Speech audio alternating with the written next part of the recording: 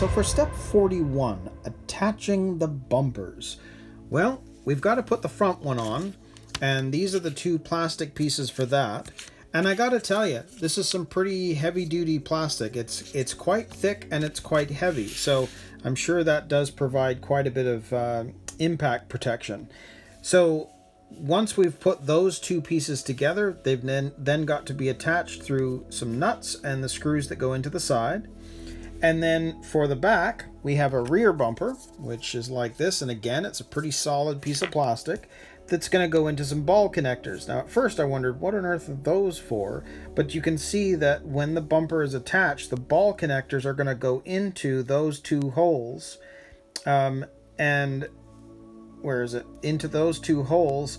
And I think it's got something to do with the way that it's going to help hold the battery in place when that's all complete. But anyways, there is all of the hardware that we need for this step. So I'll set this up and let's put these on. So if we start on the front bumper, you can see that's what it looks like, and then this is going to sit on top. And you can see that there are notches on the top, sort of these square markings. And of course the backside is the backside. So we know that this is the correct way that this is going to attach. So we know that we're going to be using the 3 tapping screws, which are going to go into the back side of here. Now you can see that I guess really the only way that can go on is this one has to go into that front hole. So if we make sure we've got the right way around, there we go. There's the front hole. We know that's correct. So I am going to start screwing that in. And I'm not going to go all the way yet because I don't like doing that. So now we're going to grab another one. And we know that the way this is seated, that it has to be this inner hole that's going to attach, not the back one.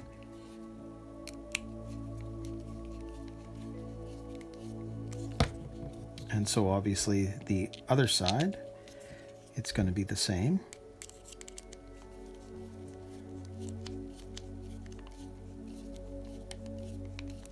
So now we'll just screw these in all the way.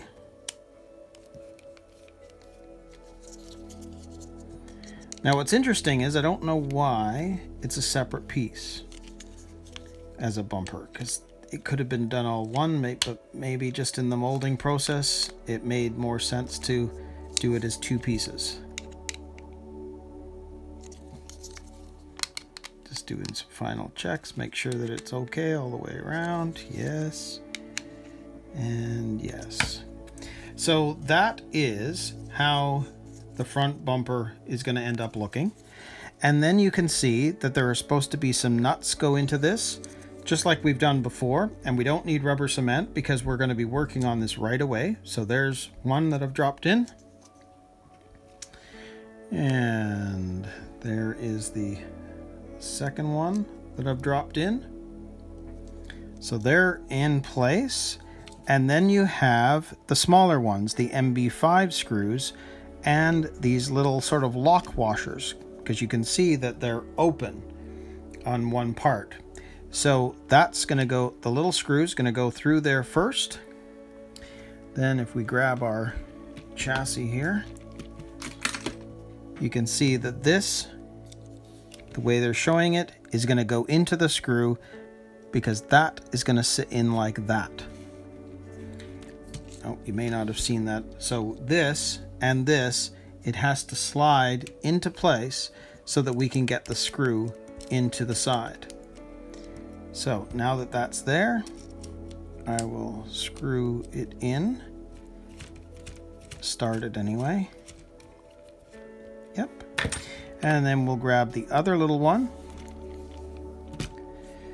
Same thing. Put the little lock washer on there and push that in.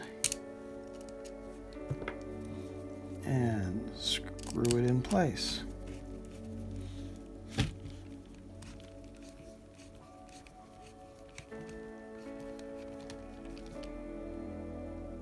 And you can feel when that's tight.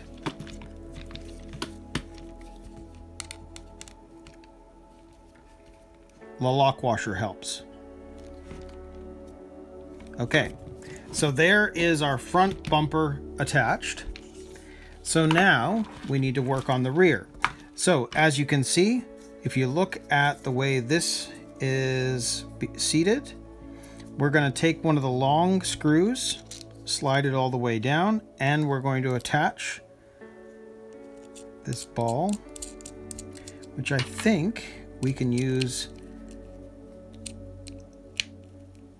No, we'll have to do both. So I'm going to hold this side with the box wrench, grab the screwdriver,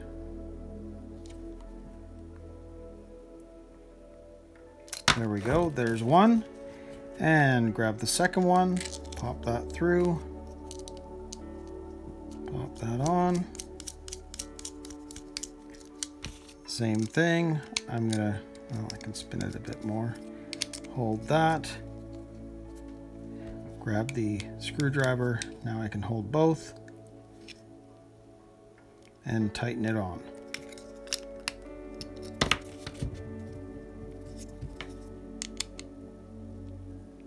Which you can actually feel that that's okay. So there is the rear bumper ready to go. So now you can see that in order to do the rear bumper, if I move this up, you can see that this part is going to slide into the back, and these connectors here are going to fall into the holes.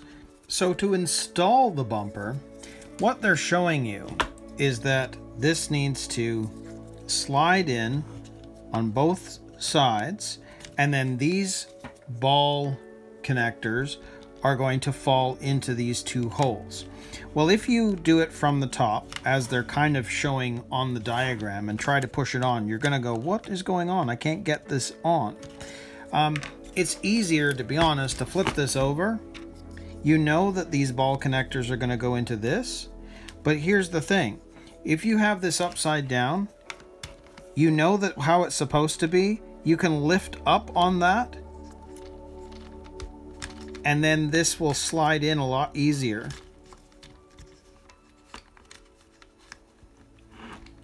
Well, it was a lot easier.